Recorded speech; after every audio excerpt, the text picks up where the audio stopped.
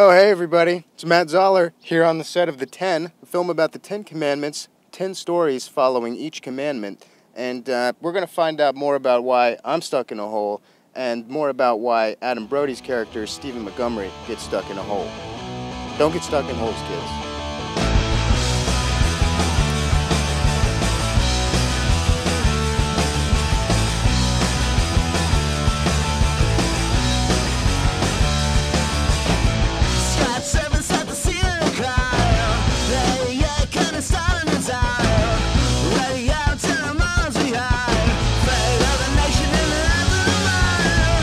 This movie is truly loosely based on the Ten Commandments. It's just a jumping off point to be silly, and it was a writing exercise where we wanted to see if we can combine them and intertwine the characters from each story. But basically, it's 10 short stories based loosely based on those commandments.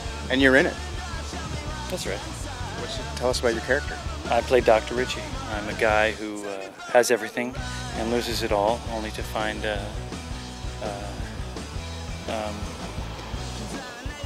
ass rape. Is that better than having everything? Because you seem like you might think that you seem to kind of come across like, which is I got the bigger end of the stick on that. Thou shall not watch, I think, Cinemax. Because sin is in Cinemax. Yeah, thou shall not drink Pop Rocks and soda at the same time. It's a double. That's double too much. Nothing about anal rape, strangely. Right. So, I guess Yeah. have a ball.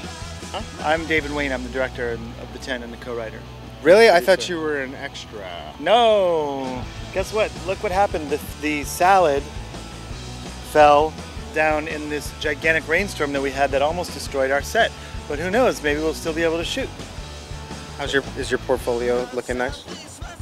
There's been, well, you know how the market's been lately. It's just, the war and oil, and there's money to be made in misery. So, it's pretty fucking good. Energy, man. There's, we need to find a way to harness the energy of like the spirit and capitalize on our portfolios. I know. Well, that's a good idea.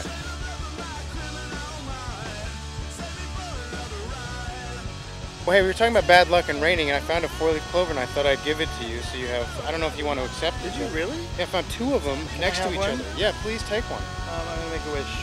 Okay. Thank you. I'm gonna put it right there. So you co-wrote this with David Wayne, who you've worked with for a long time. Yes. Back to the State. Yes. And then David Wayne was my roommate at NYU. Oh, that's right. That's right. Roommates. So was he a clean roommate? No.